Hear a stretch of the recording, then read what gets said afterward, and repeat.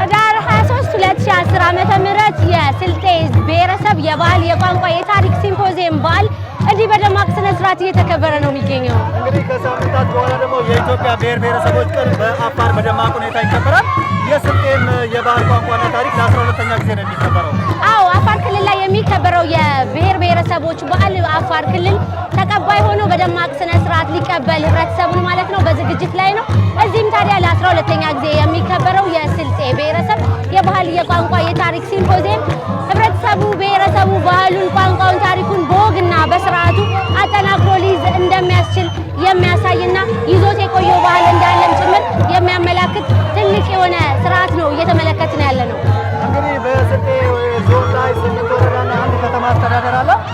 የአካባቢው የኪነት ባንዶች በስልጤ ብሔረሰብ የሚዘወተሩ 5 አይነት ጭፈራዎች አሉ። ከዛም ባለፈ በማሳ ውስጥ በእርሻ ሰዓት የሚሰራው አሁን የላምቡሮ ኪነት ቡድን እያሳየን ይገኛል። ከበስተጀርባችንም 5 ጭፈራዎች እየተከናወኑ ነው። አዎ ከየወረዳው ማለት ነው የተውጣጡ የኪነት ቡድኖች የወረዳቸውን የባህላዊ ጭፈራ እያሳዩ ነው። ከበስተኋላችንም የምትመለከቱት ወቅቱ የአዝመራ ወቅት ነው። እንግዲህ በአጨዳ ስራ ላይ በደቦ ስራ ይወጣል። ወንዶቹ እንዲህ ሳሩን ሲያጭዱ፣ ሴቶቹ ከበስተኋላ ኃይል ይሰጧቸዋል በዜማ ማለት ነው። ወደዚህ ደግሞ ስንል የወራቤ ከተማ አስተዳደርም አለ። ወደዛም ስንል ሌሎች ኪነቶች አሉ። በነገራችን ላይ የሚጨፍሩት ጭፈራ ስክስቴ፣ ጎልጎሌ፣ ላሎ፣ ረጃቶና መስካና ይባላል። በጣም ነው ደስ የሚለው ጭፈራቸው። በነገራችን ላይ አክሊሉ እንግዲህ እየተከታተላችሁ እንደሆነ ተስፋ እናደርጋለን። ሌሎች ቅኝቶችንም እየተከታተልን ወደ እናንተ እናደርሳለን።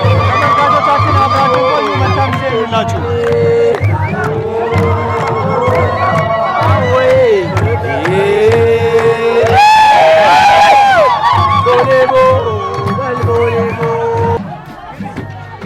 አሁን የምንገኘው እንግዲህ በምዕራብ አዘርነት ወረዳ የምዕራብ አዘርነት ባህላዊ ቁስ እቃዎች የሚገኙበት ቦታ ላይ ነው።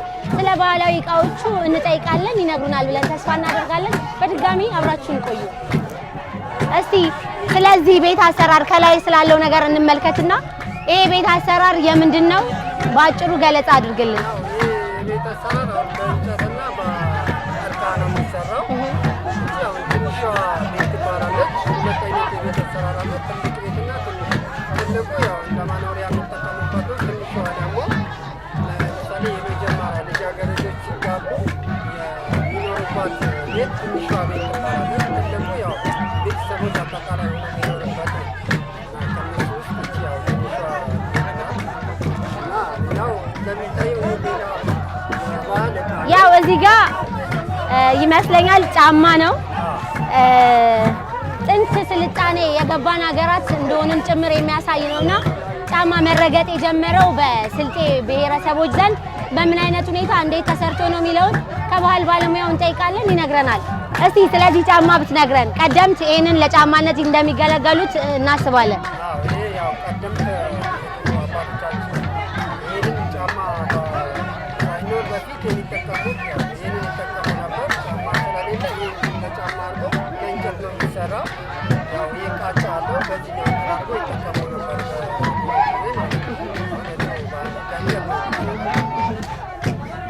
እስቲ ስለዚች ነገር ትነግረን።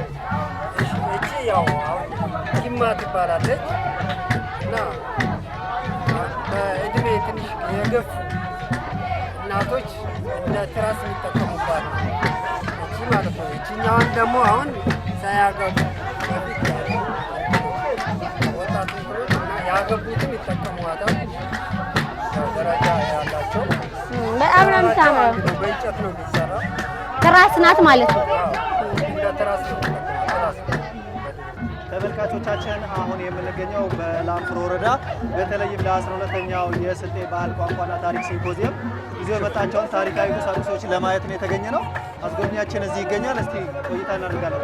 በነገራችን ላይ ባልደረባችን እጅጋየሁ እንዳሻውም ከነዚሁ እየዞረች የተለያዩ ወረዳዎችን እያየች ነው። ከሷም ጋር የሆነ ቦታ ላይ እንገናኛለን። ለማንኛውም መሐመድ እስቲ እነዚህ ነገሮች በተለይም በስልጤ ብሔረሰብ በተለይ ደግሞ በላምፍሮ ወረዳ አካባቢ ያለውን የጀግንነት ሁኔታ የሚያሳዩ ናቸው።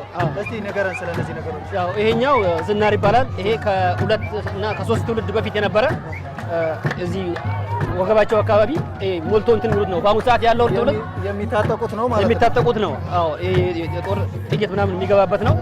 በአሁኑ ሰዓት ይሄን የሚያክል ሰው የለም። ከሁለት ከሶስት ጄኔሬሽን በፊት የነበረ በጣም ወፍራም ሰው ነበር። በጣም ወፍራም ሰው ነበር በረሳን ሰዓት ነበረው ማለት ነው። በአሁኑ ሰዓት ይሄኛው በብዛት አሁን ግልጋሎት ላይ የለም። እቺኛዋ ደግሞ ያው ኮቤ ይባላል። እንደ ነጠላ ጫማ አይነት በዛን ጊዜ ዘመናዊነት ስላለ ይሄንን ሲገለገሉበት የነበረው ነው። እሺ እቺኛዋ ያው እቺ ቁንጭት ትባላለች። ይሄም ያው ቅቤ በእሳት ላይ አድርገው የሚጠቀሙበት ቅቤ አንድ ላይ ሰብስበው ማለት ነው። እነዚህ በአጠቃላይ የጦር ቁሳቁሶች ናቸው። ያው እቺኛዋ ያው አንደኛ ጦር ትባላለች። ይሄም በስልጥኛው አርብ የምትባለው ናት። ያኛውስ ይሄ ጥርስ አለው። ይሄ ደግሞ ያው ትልቁ ጦር ነው የሚባለው። ይሄኛው ያው ልዩነቱ ስሙ ጨልጨሌ ይባላል። ይሄኛው ስለዚህ የላንፍሮ አካባቢ ሰዎች በአደንም የታወቁ ነበሩ ማለት ነው። አዎ በአደንም የታወቁ ነበረ ፊት በነበረው እንትን ማለት ነው። ይሄ ያው የነብር ቆዳ ነው። ይሄንን ያው ነብር የገደሉ ሰዎች የሚነክሱበት ይሄንን ለብሰው የሚነክሱበት ሁኔታ የነበረበት ነው። የጀግንነት ማሳያ ተደርጎ የሚታይበት እንትን ነው። ይሄኛው ደግሞ ያው ጎራዴ ነው። ይሄም ያው ከጠላት ለመከላከልም ያው ለጦርነትም የሚገለጉበት ዕቃ ነበረ። እቺኛዋ ያው ጣባት ናት። ያው በስልጥኛ ሳይራ የሚባለው እንትን ነው። ይሄም ባህላዊ ምግብ ለመመገብ ክትፎ ምናምን የሚቀርብበት መገቢያ ናት። ያው ይሄኛው ገበቴ ነው። ገበታ የሚባለው እዚህ ጋር ስናይ በተለይ የቡና መረዳዎቹ እንዴት ነው? በማህበረሰቡ አንድ ላይ ነው የሚጠጣው ቡና ያው አንድ ላይ ተሰብስበው የአንድ አካባቢ ሰዎች አንድ ላይ ተሰብስበው የሚጠጡበት ነው። ያው በድሮ ጊዜ ፊንጃን ነው የሚባለው። አሁን ያው በዚህ ተመስሎ የተሰራ ነው። አጠቃላይ ሰው ተሰብስቦ የሚጠቀመው እንትን ነው ማለት ነው። በተሰበሰቡ ሰዎች ቡና መጠጫ የሚጠቀሙበት ነው ማለት ነው። እንደው ላንፍሮ አካባቢ አንድ ሰው ቢመጣ የተለየ ነገር ሊያየው የሚችለው ነገር ምን አለ? ያው ላንፍሮ አንድ ሰው ቢመጣ አሁን የተለየ የሚያደርገው ነገር አሁን ከሚያመርታቸው ምርቶች አሁን ላንፍሮ በርበሬ አምራችነት ይታወቃል። ይሄ ማረቆ በርበሬ የሚባለው በተለይ መልኩ እንትን የሚለው ላንፍሮ ነው። ሌሎችም እንትኖች አሉ። ለምሳሌ አሁን ስንዴ ራሱ ላንፍሮ በጣም የሚመርት እንትን ነው። ሌላው ያው ላንፍሮ አካባቢ በአብዛኛው የሚታወቅበት ከባህልም አንጻር አሁን በስልጤ ዞን 5 ጭፈራ አይነቶች አሉ። በተለየ መልኩ ደግሞ ላንፍሮ ላይ የሚታወቀው አብዛና የሚባለ ጭፈራ በምቱም በአጨፋፈርም የሚለይ ጭፈራ አለን። ያው እሱንም አሁን እዚህ ማሳየት የሚቻልበት አጋጣሚ ነው ያለው። እሺ ከልብ አድርገን እናመሰግናለን። ተመልካቾቻችን የስልጤ 12ኛው የባህል ቋንቋ ሲምፖዚየም እንደቀጠለ ነው።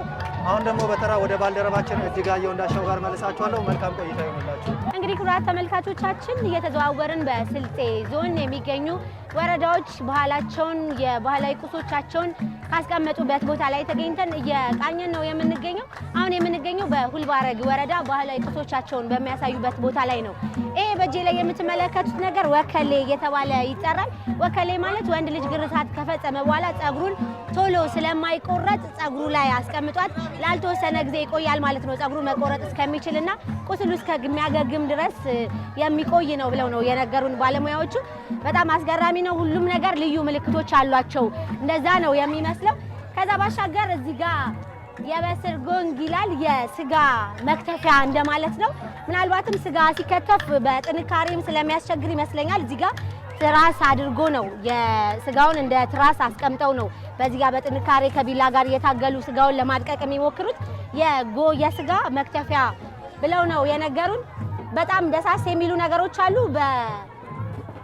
በወቅቱ በባህል የታነጹ እናቶቻችንና ወላጆቻችን እቃዎቻቸውን ሲያስቀምጡ በጥንቃቄ ከመሆኑ ጋር ተያይዞ ቅመማ ቅመም የተባለውን ነገርም ለማስቀመጥ እንዲህ ከቅል በተበጀ እቃ የቦብ ሙት ይላል ትርጓሜው።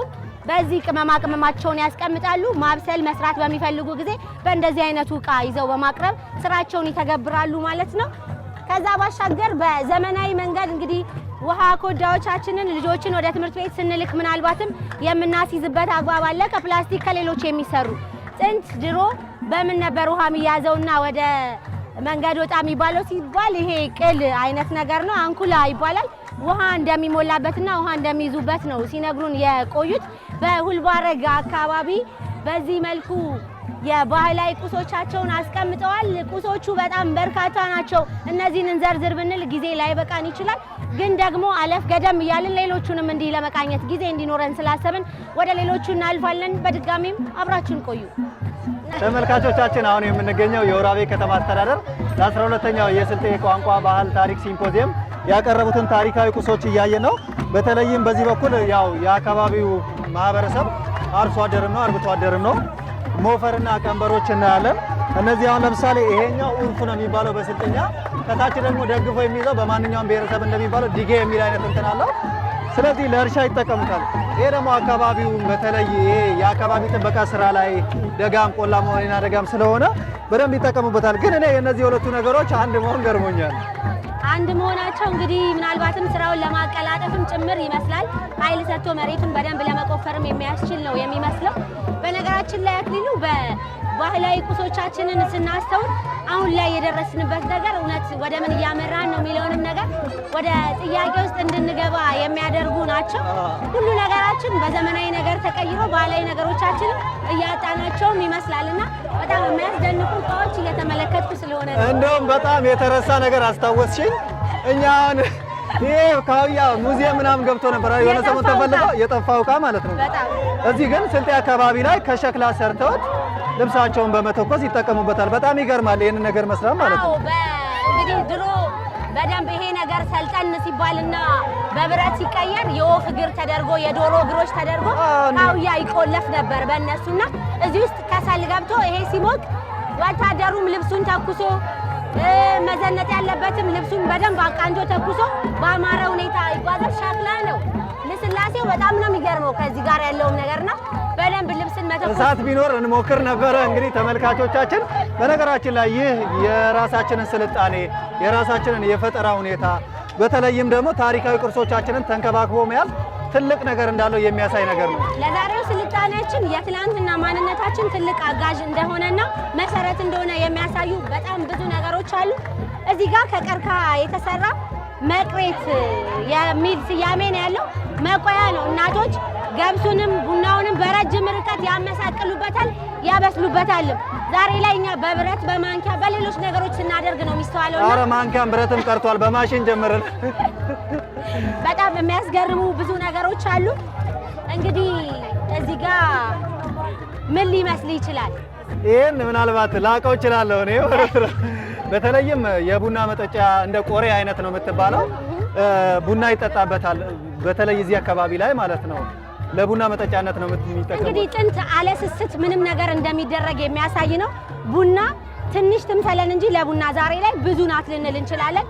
ድሮ ግን ስስት አይታወቅም ብለህ እንድትደመጥ ውሃ ሞተትም ሊሰጥሽ ይችላል። በነገራችን ቆሬ እየተባለች ነው የሚነገርላት። እዚህ ጋርም ሴቶች ባህላዊ ወፍጮቻቸው አለ። ማንደጃው በዚህ መልኩ ተሰርቷል። ሌሎች ቁሶች በደንብ በስፋት ይታዩናል። እንደ አንኩላ አይነት ነገሮች አሉ። የተለያየ ረጅም ርቀት መሄድ የፈለገ ሰው ወተትም ውሃም ይዞበት እንደሚሄድ ነው የተነገረ። በጣም ደስ የሚል ጊዜ እያሳለፋችሁ እንደሆነ ተስፋ እናደርጋለን። ወደ ሌሎቹም ቅኝቶቻችን እያለፍን ዛሬ ውሏችንን ጥሩ እናደርጋለን ብለን ተስፋ እናደርጋለን። አብራችሁን ቆዩ።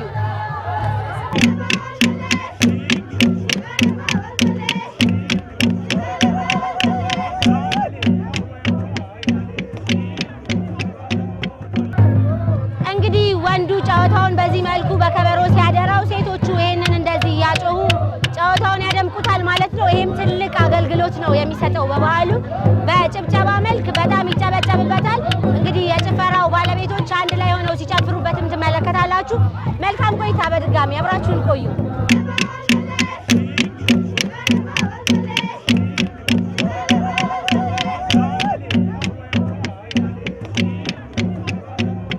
ተመልካቾቻችን አሁንም ፕሮግራማችን ቀጥሏል። 12ኛው የስልጤ ብሔረሰብ የባህል የቋንቋ የታሪክ ሲምፖዚየም ለ12ኛ ጊዜ በወራቤ ከተማ እየተከበረ ደማቁን ስነ ስርዓት በጭፈራ አብረናቸው ስንጨፍር ቆየንና ደግሞ ያው ቀልባችንን ወደ ወሰደው ወደ ባህላዊ ምግቡ መተናል። እንግዲህ እነዚህ ምግቦች በስልጤ ብሔረሰብ የሚሰሩት በተለይም ሃይማኖታዊ ባህሎች ሲኖሩ ልክ እንደዚህ የክብር ምግቦች ናቸው እዚህ ጋር የምናያቸው ማለት ነው። ምናልባት በኋላ ላይ ያሉትን ነገሮች እያስጎበኘችን እንከትራለን። ከዛ በፊት ግን እኔ የሆነ ዘግነ ብላ እያሰኘኝ ነው። አቸኩል ትደርሳለህ። ለማንኛውም ይህንን ሲምፖዚየም ለመታደም ከተለያዩ ሀገራት የሚኖሩ የስልጤ ብሔረሰብ ተወላጆች በዚሁ በሲምፖዚየሙ ላይ ተገኝቷል። የተለያዩ ታሪካዊ ባህላዊ እንዲሁም ጥናታዊ ጽሁፎቻቸውን በደንብ በውል እንዲረዱ ሆነው እየተነጋገሩበትና እየመከሩበት ነው። በኋላ ላይ እነዚህ ክብር እንግዶች እነዚህ ምግቦች መጥተው እንደሚመገቧቸው ተስፋ እናደርጋለን። እኛ ግን በማየት ከመድከማችን በፊት እየጠየቅን እየቀመስን ብናልፍ ጥሩ ይመጣል። እንኳን ደህና መጣችሁ። ባህላችን ስለወደዳችሁ እናመሰግናለን። ይሄ ስልጤ ባህላዊ ምግብ ነው። ይሄ ጎመን ክትፎ ይባላል። የጎመን ክትፎ ያው አብዛኛውን ጊዜ የሴት አረፋ ጊዜ የሚሰራ ምግብ ነው እና እንደዚህ ሰርግም ትልልቅ እንግዶችም ሲመጡ ይሰራል። እስቲ ቀባሹ ያው የጾም ምግብ ነው ግን በቆጮ ነው የሚበላው። ከክብር እንግዶቹ ጋር መተን በቆጮ ለመብላት እንሞክራለን። አሁን ግን በጣም የሚጣፍጥ ደስ የሚል ጣዕም ያለው ቆንጆ ምግብ ነው። ጎመን ያው ስሙ ይቀል ይሆናል እንጂ በተግባር ተፈትነውበት ሴቶቹ በደንብ ተዘጋጅተውበት ሲሰሩት እንደዚህ ጥፍጥናው ለየት ያለ ምግብ ነው። በጣም ነው የሚጣፍጠው። በተለይ የቅቤው ራሱ አደራረጉ ለየት ይላል ከወትሮ ሌላ ቦታ ላይ ጎመን ከምንለው ማለት ነው። እናመሰግናለን። ይሄ ደግሞ ኮቼ ይባላል። የዶሮ ኮቼ ነው። ያው ዶሮ በብዛት እናንተም ታውቁት በወጥ መልኩ ነው። እኛ እንደዚህ እንግዶች ሲኖሩ እና በጣም ለተጎዳ ሰው ለተሰበረ ሰውና አንዳንዴም ያው ለትልልቅ እንግዶች ተሰሪያለሽ የዶሮ ኮቼ ነው። ዶሮ ተቀቀለ ከምን ይሰራል? እንዴት ነው የሚሰራው? የዶሮ ስጋ አጥንቱ ላይ ይለይና ይቀቀላል። ከዛ በኋላ ተከትፊውና እንደገና በወተት ተቀቅያለሽ። ከዛ በኋላ በቅቤ በሚጥሚጣና በጨው ተብሽዋለሽ። ኮቼ የተሰበረን የመጠገን ኃይል አለው ማለት ነው። አዎ እና ቀመሹ እኔ የሚያቃጥለውን የዶሮ ስጋ ነበር ማውቀው።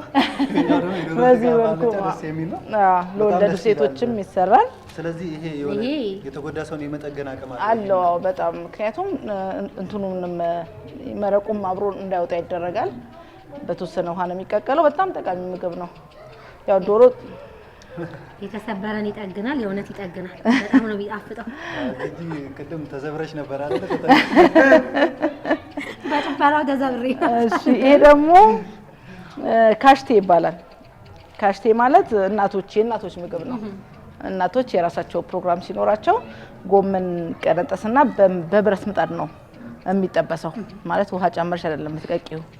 እንደዛ በብረት ምጣድ እንትን ብለሽ ከዛ ድስት ከተሽ ትንሽ ሳሳፈና አድርገሽ ስትጥጂው ይበስላል። በእንፋሎቱ በራሱ ውሃ ነው የሚበስለው። ከአይብ ጋር የሴቶች ምግብ ነው። ሴቶች ናቸው አብዛኛውን ጊዜ የሚጠቀሙት። ይሄ ደግሞ ዝንቆ ይባላል። ዝንቆ ጎመን በቦለት በሚባል ማዕድን የሚቀቀል ነገር ነው። ከዛ በኋላ ከጎመን ጋር ነው አብሮ የሚሰራው ጎመንና አይብ እና አብዛኛውን ጊዜ ይሄን ኮሶ የሚጠጡ ሰዎችና ለወለደች ሴት ለአራስ የሚሰራ ምግብ ነው እና አስተቀበሹ አፕታይት ሁሉ ይከፍታል። በጣም ነው የሚጣፍጠው። በጣም ይሄ ደግሞ ፊንታ ፊንቶ ይባላል። ማለት ክትፎና አይቤን በአንድ ፊት ለፊት እንደማለት ነው። ግማሽ ማለት ነውና አብረሽ አንድ ላይ ማቅረብ ነው። ፊንታ ፊንቶ ይባላል። ይሄ ኮቼ ነው። የስጋ ነው፣ የበሰለ ስጋ። አሁን ልክ ክትፎ አለ አይደለ? ይሄ ደግሞ ልክ እንደ ክትፎ ሆኖ ግን በስሎ ነው የሚሰራው። ማለት ጥሬ ለማይበሉ ሰዎች እና በራሱም የራሱ ጣዕም አለው። እሱ ይቅመስልሻ። አዎ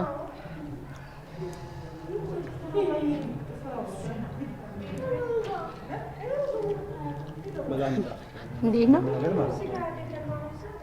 አንዳንዴ እንደዚህ አይነት ፕሮግራሞች ላይ መገኘትሽ ዘውትር ማታገኘው ለየት ያለ ምግብ ታገኛለሽ። የነዚህም ጣዕማቸው ባህላዊ ሆነው ባህሉን በሚያስተዋውቁ መልኩ ስለተዘጋጁ ለየት ይላሉ። ጣዕማቸው በጣም ነው የሚጣፍጠው። ይሄ ቆሎ ነው። ይሄ ቆሎ አካባቢ የሚጠቀሙት ቆሎ ነው። ከበቆሎ የሚሰራ ነው። ኮሸላሌ ይባላል። በጣም ጣፋጭ ነው። እንደ ዳቦ ቆሎ። አዎ የበቆሎ ቆሎ ነው። ስላደኩኝ ምንም ጥርስ የሚሰብር አይደለም። በጣም ነው ደስ የሚለው። ምናልባት በቆሎ እንደዚህ በቀላሉ እንደ ዳቦ ቆሎ ለመኮረሻሸሙ ራሱ የራሱ የሆነ የሙያ ዘዴ ያለው ይመስላል። ይገነፈ ማታማ ላይ አገንፍለሽ ተሰድሪዋለሽ። እዛው ውሃው ላይ ነው የሚያድረው። ጧት ላይ ነው የምትቆዩ በብረት ምጣድ፣ አለበለዚያ አይታኘክልሽም። ለዚህም ነው እንደዚህ በጣም እንደ ዳቦ ቆሎ ነው ብላ። አዎ በነገራችን ላይ እዛ ጋር ስንሰማና ስንከታተል የቆየናቸው ነገሮች በአንድ ላይ ደግሞ ድምር ውጤት ሰርተው የጠበቁን ይመስላል። ወደ ምን ያህል ምግቦች አሉ እዚህ ጋር? ወደ 7 አይነት ምግቦች እስካሁን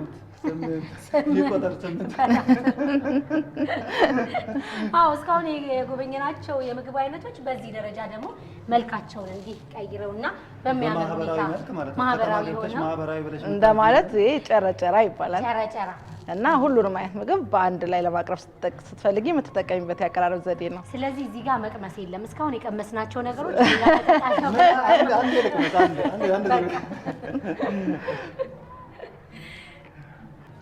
ይሄ ደግሞ የበቆሎ ገንፎ ነው። ይሄ የበሶ ያብሰበስ ይባላል። ጭብጦን ቁርስ ላይ የምንጠቀማቸው ምግቦች ናቸው። ይሄ ሶስት አዚዝ ይባላል። ልክ እንደ ማዳ የሚሰራ ባህላዊ ምግብ ነው። ላቅምስሽ። ከምን ከምን ይሰራል? የሚሰራው ከገብስ ቅንጬ እና ጎመን፣ ቆጮ አንድ ላይ ነው የሚሰራው ሶስቱ። ያው አሰራሩ አለው የራሱ የሆነ ከፈለግሽ ያው በደንብ ያው በነገራችን ላይ ቀላል ነው የምግብ አሰራራችንና ጣፋጭ ነው አይደል? በጣም ነው የሚጣፍጠው። አሰራሩም ብዙ ከባድ አይደለም። እንካስቲ ቅመስ በቃ። እሺ ይሄ ቆጮ ነው። ያው ቆጮ ሁሉንም ምግብ የምትመገቢው በቆጮ ይሄም ቆጮ ነው። ቁምሶ ይባላል።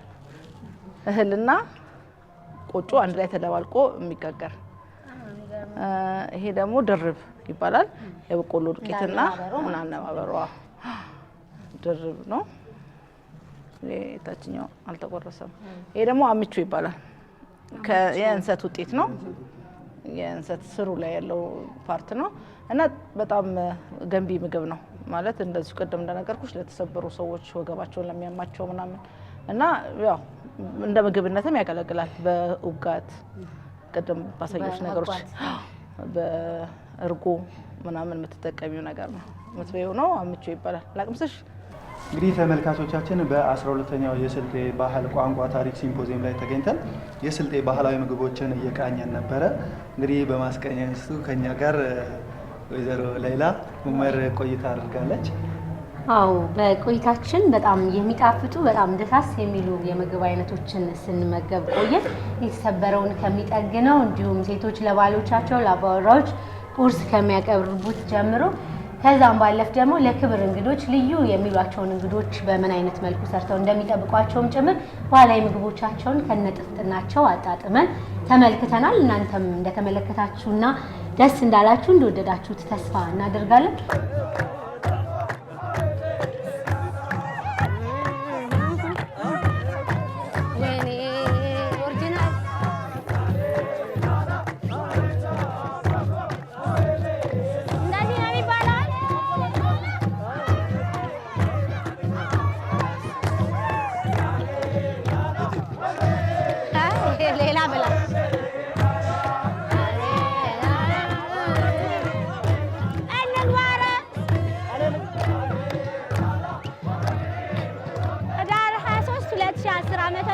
የስልጤ ብሔረሰብ የባህል የቋንቋ የታሪክ ሲምፖዚየም በዓል እንዲህ በደማቅ ስነ ስርዓት ክቡራት ተመልካቾቻችን 12ኛ ዙር የስልጤ ብሔረሰብ የባህል የቋንቋ የታሪክ ሲምፖዚየም በአዳራሹ ሲመክር ውሎ በተለያየ ርዕሰ ጉዳይ ላይ ማለት ነው ከተለያየ አካባቢ የሚኖሩ የብሔረሰቡ ተወላጆች በአንድ ላይ ተሰባስበው ናፍቆታቸውን ተወጥተው የሚመክሩትን ጉዳይ ሲመክሩ ቆዩና ቀደም ሲል ስንመለከት የቆየነውን ባህላዊ ምግብ ይሄው እንዲህ ባማረ መልኩ እየተቋደሱት ይገኛሉ።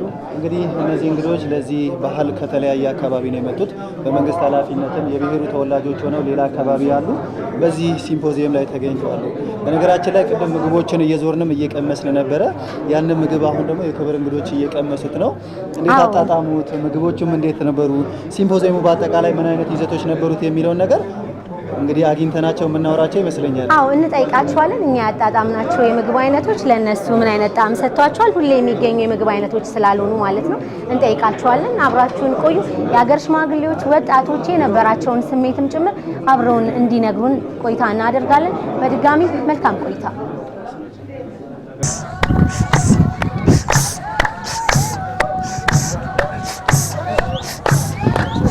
ያው ቀደም ሲል እንደነገርናችሁ ተመልካቾቻችን 5 ያህል ጭፈራዎች 8 ወረዳዎችና አንዱ የከተማ አስተዳደር ማለት ነው 9 ነው 5 ያህል ጭፈራዎች አሏቸው። ቦልቦሌ፣ ሱኬ፣ ረጃቶና ላሎ መስቃል። ስለዚህ 5 ያህል ጭፈራዎች አሉ። ከነዚህ ጭፈራዎች መካከል የተወሰኑትን እንግዲህ ይህ ወጣት ያስቃኘንና ያስመለከተን ነው የሚገኘው። ወጣቱም እንዲሁ የላንፍሮ ከዳሎቻ የመጣ የባህላዊ ውዝዋዜ ሲያሳይ የቆየ ወጣት ነው። እስቲ ከባህል ጋር አያይዘን እንጠይቅ። ለአንተ ጭፈራ ምንድነው? እንግዲህ ለኔ ጭፈራ ባህሉን ማስታወስበት ጭፈራ ሲጨፍር ደስ የሚለኝ አሁን ስልጤነቴን የሚያስታውሰኝ ጭፈራው ነው። ስልጤነቴን አሁን በጭፈራው አይነት የስልጤ ራሱ 5 አይነት ጭፈራዎች አሉ ብለናል። ከነዛ ውስጥ የሆነ ጭፈራ ሲጨፍር በቃ ስልጤነት ይሰማኛል። ጭፈራውን አይተሻዋል፣ ምን ይነግረሻለሁ። እኛ በወጣትነት ጊዜ የምናደርገው ያዳበራችሁ እናንተ ጀምራችሁ ይሄ ነበር ራሱ ይሄ ነው። እንደዚህ ጭፈራ ተጫዋች ነበር። እስቲ ትንሽ ንገሩኝ በደንብ። ተጫዋች ነኝ ልጅ ሆኜ ፊቴ ማስታወቀሽ ተጫዋች ነኝ። አሁንም ሽማግሌ ሆኜ ጫወታ አልተው። አሁን የኢትዮጵያን ሕዝብ ባህሉን ሲለቅ ፈረንጆች ራሳቸው ይስቁበታል። እኛን ባህል አዳበርክ ብለው አይደለም የሚሉት። የሰው ባህል የያዘ ሰው ይሳቁበታል እንጂ አሁን ይሄ ካለባበስም ከምንም ከሁሉም ብሔር ብሔረሰቦች ቋንቋቸውንና ባህላቸውን በጣም ቢጠብቁ ይሳቅባቸዋል እንጂ አያስደስትም እኮ። አሁን የአለባበሱ የኢትዮጵያ ባህል አለባበሱ ሌላው ሰው ሊያዩ ይመጣል። አሁን እኛ ልናጠፋው እንተበል ሌሎቹ ያመራቸው ሊያዩት ከመጡ ይለብሱታል። አይተሻል ፈረንጆች ሲለብሱ የኛ ባህል ልብስ። አሁን እናንተ ቢታዳብሩት አሁን እኛ ሸምግለናል። ተራው እናንተ ነው። እንግዲህ ተመልካቾቻችን ከ8 ወረዳዎች ከከተማ አስተዳደሩ ጋር 9 ማለት ነው የተለያዩ አልባሳት የተለያዩ ተመሳሳይ አልባሳት ግን በተለያዩ ዲዛይነሮች እየተሰሩ የነበሩ አሁን እኔ በመተመለከቱኝ በለበስኩት ደረጃ አሁንም እዚህ አጠገቤ ባሉ ልጃገረዶቹ በለበሱት ልብስም አይነት እንዲሁም በሌሎችም አልባሱ ተመሳሳይ ቀለም ያለው ሆኖ ግን የዲዛይነሮች ወይንም ይሄንኑ ስራ የሚሰሩ የጥበብ ሰዎች ተጨንቀው ተጠበው በሚያምር ሁኔታ ሰርተውታል። ቆንጆ አልባሳትን አይተናል። በስልጤ ብሔረሰብ የልጃገረዶች የጸጉር አሰራር ነው እዚህ አጠገብ የምትመለከቷቸው ልጆች የተሰሩት። ሲጃ እየተባለ ይጠራል። እስቲ ወጣቶቹ ባህላቸውን፣ ወጋቸውን፣ ስርዓቱን እንዴት ለማስቀጠልስ በዝግጅት ላይ ይገኛሉ የሚለውን ነገር እጠይቃቸዋለሁ። በጣም ነው ማመሰግነው። እስቲ የዛሬው በዓል እንዴት አየሹ? ሁሉም ይጨፍር ነበር፣ ሁሉም በአልባሳት አሸብርቆ ነበር። አንቺ እንዴት ታደምሹ? በመጀመሪያ አመሰግናለሁ። ያው ዛሬ ደስ ይላል። እንደምታዩት በጣም ብዙ ሰው አለ። ከብዙ ቦታ የሚመጡ እንግዶች አሉ። ያው ሁሉም እንደምታዩት ከየወረዳው ይመጣል። የባህል የጸጉር አሰራሩን ተሰርቶ ይመጣል። ጌጣጌጥም ቢሆን አጊጦ ሁሉም ደስ በጣም በጉጉት የሚጠበቅ በዓል ነው። እኛም ከአንድ ወር በፊት ነው ዝግጅት ለማድረግ እየሞከርን የነበረው። ያው እስካሁን ድረስ ባለው ሁኔታ ደስ በሚል ሁኔታ ፕሮግራሙን አቀርበናል። በጣም ደስ ይላል ዛሬ። አዎ በጣም ታምራላችሁ ሁለታችሁም። የጸጉር አሰራራችሁ፣ ልብሳችሁ እንዲሁም በአንገቶቻችሁ ላይ ያረፉ ጌጦች በጣም ያምራሉና ምናልባት ባህሉን ወደፊት ለማስቀጠል ከኛ ከዚህ ትውልድስ ምን ይጠበቃል ትያለሽ? በመጀመሪያ ደረጃ ባህላችንን መውደድ አለብን። ለባህላችን ማድረግ የሚገባን ሁሉ በመጀመሪያ ደረጃ ማድረግ አለብን እና ያው እኛውም ይሄ ባህል የፊት ነው። ዘመናዊነት ያው ሻሽ ነው አስረ ምንሰራ አንዳንዴ ዘመናዊ በእንትን ሲሰራ ማለት ነው እና አንዳንዴ ደግሞ ይሄን ደግሞ የሆነ ትልቅ ፕሮግራም ብዙ እንግዳዎች እንደዚህ አይነት ትልቅ ፕሮግራሞች ስናገኝ እንደዚህ አይነት ሰርተን እንሄዳለን። የብሔር ብሔረሰብ ስንሄድ ከተሞች ቀን ሲከበር እንደዚህ አይነት ነገር በጣም እንደዚህ ባህሉን በሚገባ ሁኔታ ጠብቀን ነው እንደዚህ ሰርተን ምን ሄደው ነው። በጣም ያምራል፣ ደስ ይላል። ያ እንዳያችሁት ነው። ስጃ ተሰርተናል። ብዙ ጌጣጌጦች አሉ አድርገናል። አልባሳትም እንደምታዩት ነው። በጣም ያምራል። በጣም ደስ ይላል። ሁሉ ጊዜ እንደዚህ ቢደረግ ምን ነበር? ምንም ችግር የለውም። ግን በቃ ሰዎች ተናፍቀው እንዲያዩን ብለን ስጃችን እንሰራለን፣ ጌጣጌጣችን እናረጋለን። አምረን ምናምን እዚህ እንመጣለን። ሌላ ጊዜም ችግር የለውም። ግን በሻሽ ነው የሚታሰረው ሌላ ጊዜ እና ስጃ ተሰርተን እንመጣለን፣ እንሰራለን። አሪፍ ነው። ስለዚህ ባህል ቋንቋ እንዳንቺ እንደወጣትነትሽ ባህልሽን ቋንቋሽን ለማሳደግ የበኩልሽን መወጣት አለብሽና ወጣቶች ምን ማድረግ አለባቸው ትያለሽ? ባህላችን መውደድ አለብን እና ታዳጊዎችን ህጻናትን ማፍራት አለብን፣ ተተኪን ማፍራት አለብን። ከኛ በልጠው እንዲገኙ ማድረግ አለብን። እንግዲህ የስልጤ የባህል ቋንቋ ሲምፖዚየም በየአመቱ በዚህ በህዳር ወር የሚከበር ነው።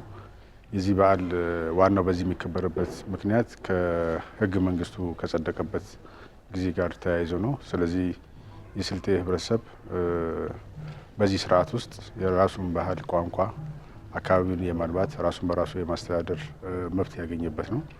ይህን መነሻ በማድረግም የራሱን ቋንቋ፣ ባህሉን፣ ታሪኩን ከማጎልበት አንጻር በየአመቱ ጥናታዊ ጽሁፎች እየቀረቡ በእነዚህ ጥናታዊ ጽሁፎች መሰረት አድርጎ ውይይት በማድረግ የራሱን ባህል ቋንቋና ታሪኩን እያጎለበተ እያዳበረ የሚሄድ ነው እየሆነ ያለው። ይህን መነሻ በማድረግ ነው የዛሬ በዓልም የተከበረውና ከዚህ አንጻር በዋነኛነት ዛሬ ከቀረቡት ጥናታዊ ጽሁፎች አንዱ የስልጤ ህብረተሰብ ካጎራባች ካሉ ሌሎች ብሔር ብሔረሰቦች ጋራ ምን አይነት ትስስር ነው ያለው፣ ምን አይነት አንድነቱን የሚያጠናክሩ ለሰላሙ ለልማቱ አጠቃላይ የራሱን ባህልና ቋንቋም ከማጎልበት አንጻር ምን የሚያመሳስሉት ነገሮች አሉ፣ እነኚህን ጠንካራ የአንድነት መሰረት የሆኑት ነገሮች እንዴት አጠናክረን አጎልብተን እናስቀጥላቸው፣ ለነኚህ ለአንድነቱ ጥንካሬውና ላለው ትስስር ደግሞ እንቅፋት የሆኑት ነገሮችን በሂደት እንዴት እየቀነስናቸው ልንሄድ የሚገባው የሚል ጥናታዊ ጽሁፍ ነው የቀረበው።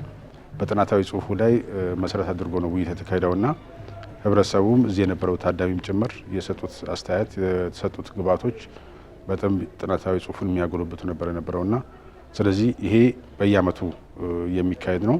ዘንድሮ በዚህ መልክ ተካሂዷል። በሚቀጥሉም ተመሳሳይ ይኖራል ብለን እንጠብቃለን።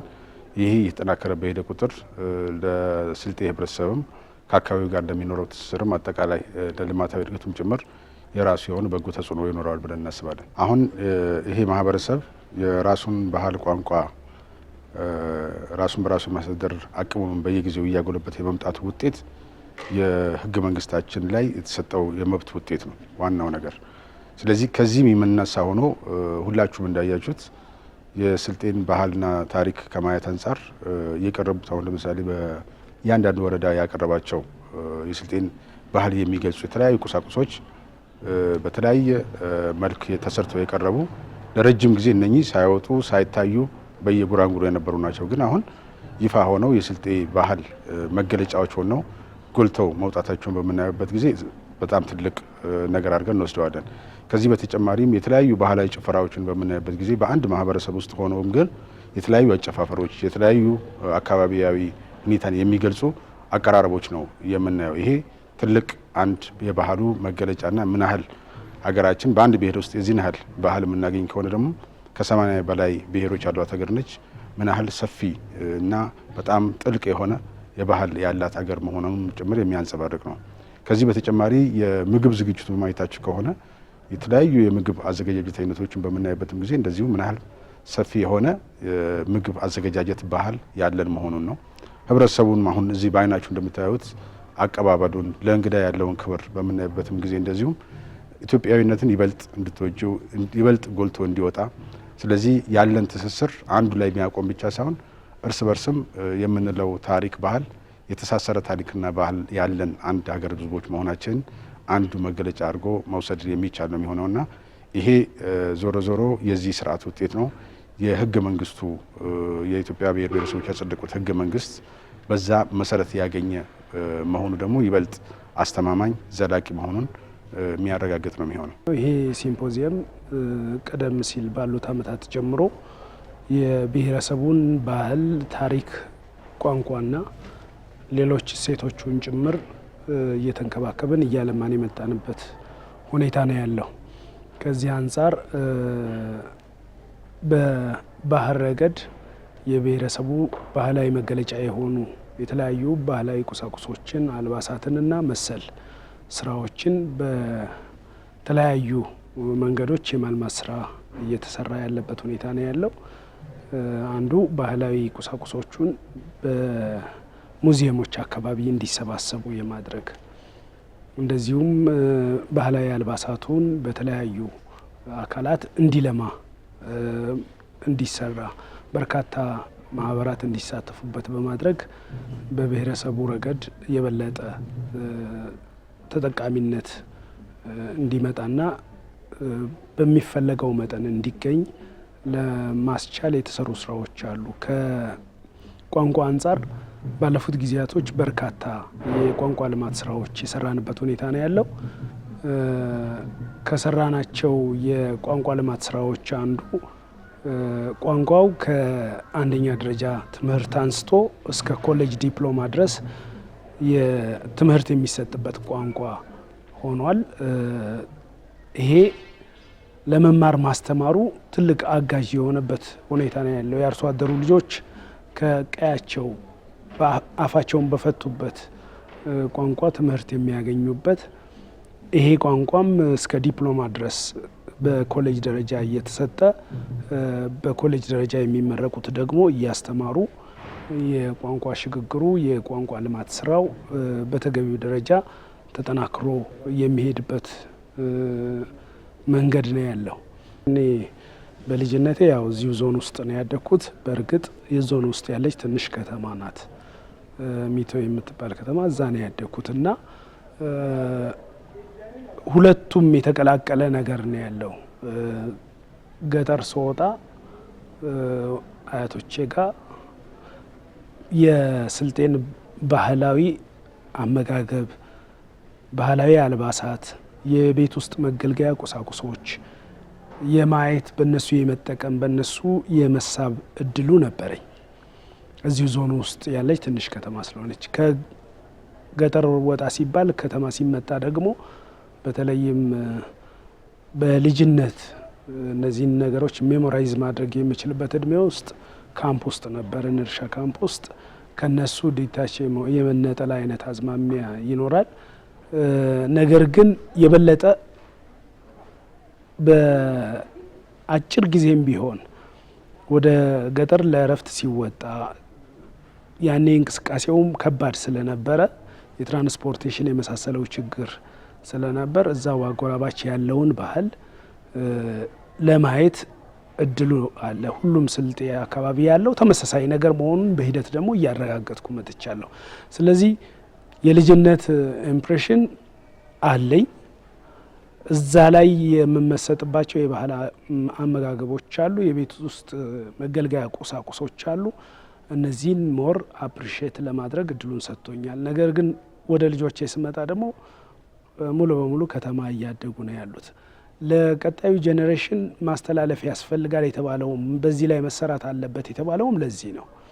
የልጆችና የወላጆች በታሪኩ ውስጥ በባህሉ ውስጥ ያለፉትና ያላለፉት አካላት ሀሳባቸውን እየተቀያየሩ ይህንን ደግሞ በጥናት እንዲዳብር እያደረጉ ወደዚህ ሊስብ የሚችል ነገር መምጣቱ ተገቢና አስፈላጊ ነው የሚል ነገር አለኝ። ይሄ ህገ መንግስት ለእያንዳንዱ ብሔር ብሔረሰብ ይሄን መብት የመስጠቱን ያህል ደግሞ አንድ የጋራ ኢኮኖሚና የፖለቲካ ማህበረሰብ መገንባት አለብን ብሎ ነው መግቢያው ላይ የሚነሳውና ከዚህ አንጻር ዲሞክራሲያዊ ብሔርተኝነቱን እያንዳንዱ ብሔረሰብ በማጎልበት በማጠናከር እዛ ውስጥ ሆኖ ደግሞ ከሌሎች ብሔር ብሔረሰቦች ያለውን በእኩልነት ላይ የተመሰረተ አንድነቱን በማጎልበት ጠንካራ ሀገራዊ አንድ ጠንካራ ሀገር የመገንባት ዓላማን ታሳቢ አድርጎ ነው የሚነሳው።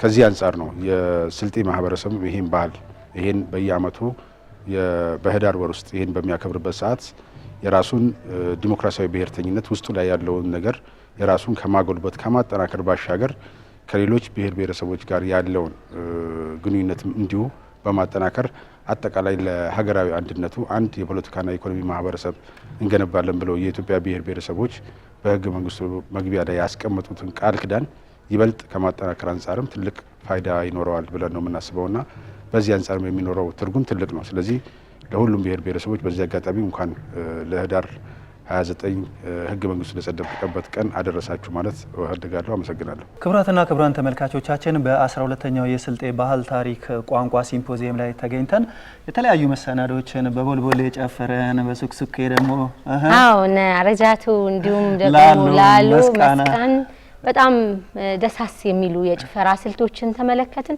ሌሎችም ክዋኔዎችን ስንመለከት ነው የቆየነው። አክሊሉ እንግዲህ እዚህ አዳራሽም ላይ የስልጤን ቋንቋ ሊያሳድጉ የሚችሉ ጥናታዊ ጽሁፎች ቀርበው በታዳሚው ውይይት ተደርጎበታል። ከዛ ባለፈም እኛም ዞር ብለን እያየን ነበር። በተለይ 8 ወረዳዎችና አንድ ከተማ አስተዳደር የስልጤን ባህል ሊያሳዩ የሚችሉ ቁሶችን ስናይ ነበር። በጣም የሚያስገርሙ ነገሮች አይተናል። ኢትዮጵያ ጥንተ ስልጣኔን ካሳዩ ሀገራት መካከል ቀዳሚነት መያዟን ዛሬ ለመሰልጠናችን ደግሞ ትልቅ በር ትላንት መሆኑን በጉልህ የሚያሳዩ ክዋኔዎችን ቁሶችን ስንመለከት ቆየን።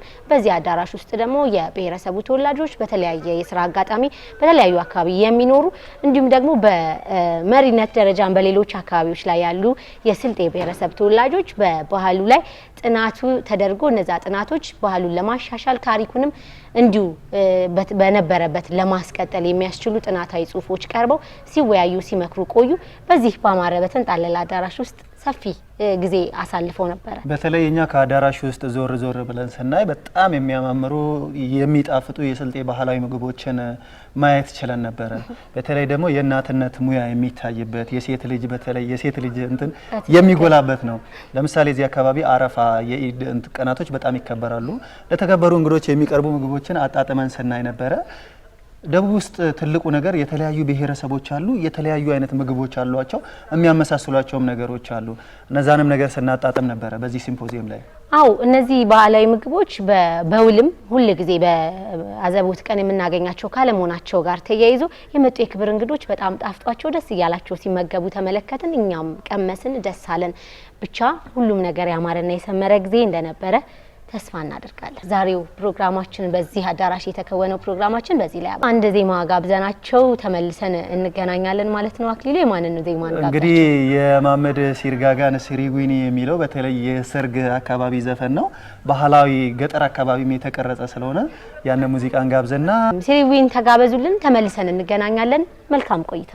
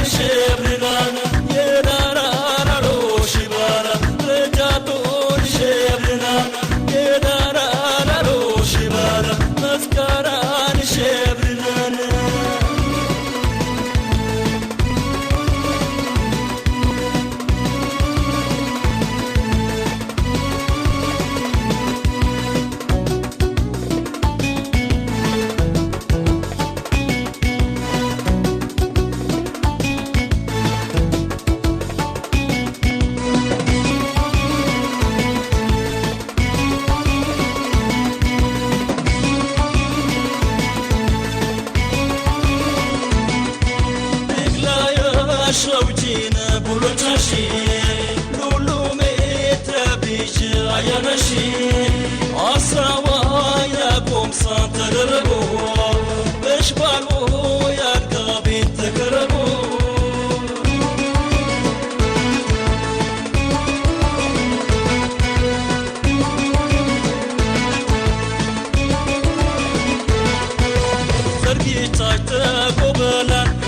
يمساقي يا نابر يا بوتين دت بهيلي يومي يا نات بهيلي يا مرارتاش بهيلي يندوت يا بوت بهيلي يا بروسي بهيلي يا زريو لاي بهيلي كلهم قوابان يهولي تاو تامي دبلي يا تيراي لولومكا يا جيجي بابودوم